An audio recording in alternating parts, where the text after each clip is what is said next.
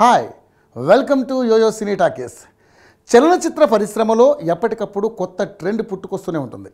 ప్రస్తుతం ఇండస్ట్రీలో pan India trend నడుస్తుంది. దీంతోపాటు మరో ట్రెండ్ కూడా ఉందండి, అదే విలన్స్. ఇప్పటి సినిమాల్లో హీరోతో పాటు విలన్స్కి సమానమైన ఎలివేషన్లు ఉంటున్నాయి. ఈ క్రమంలోనే చాలామంది హిందీ హీరోలు తెలుగు మూవీస్లో విలన్స్గా చేస్తున్నారు.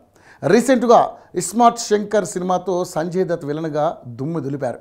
ఆయన మూలంగానే సినిమాకు నార్త్లో ఓ రేంజ్ బిజినెస్ అయ్యిందంటే అతిశయోక్తి కాదు.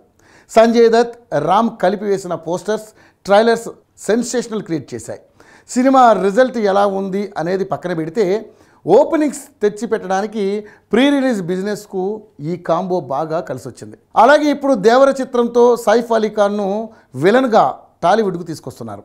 ఎన్టీఆర్ ప్రతిష్టాత్మకంగా భావించి చేస్తున్న చిత్రం దేవర.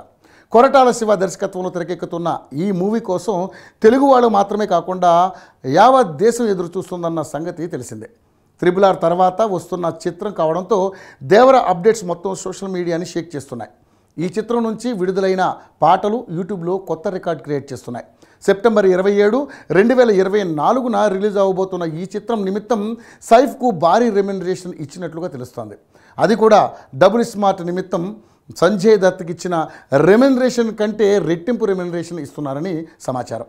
విలన్ రోల్ కోసం సైఫ్ అలీ ఖాన్కు 20 కోట్లు ఇస్తున్నారని తెలుస్తోంది.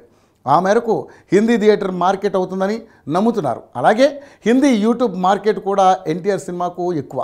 ఇప్పుడు సైఫ్ కూడా కలవడంతో అది రెట్టింపు అవుతుందని చెప్తున్నారు. అలా సైఫ్కి ఇచ్చిన అమౌంట్ రికవరీ అవుతుంది. ఇక బైరా పాత్రలో సైఫ్ అలీ ఖాన్ నటించారు.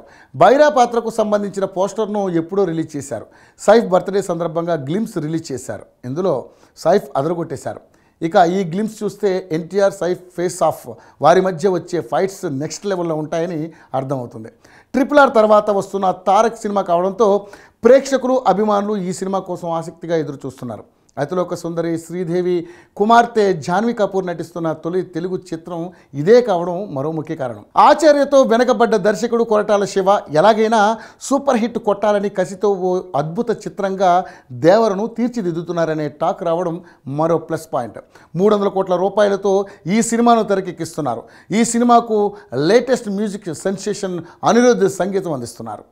హాయ్ హలో మెస్మరైజ్ చేసే మూవీ ముచ్చట్లు, రిలీజ్ అయిన వెంటనే రివ్యూస్, మీ అభిమాన తారల రియల్ స్టోరీస్, సినిమా సమాచారం ఏదైనా క్షణాల్లో మీ చెంతకు.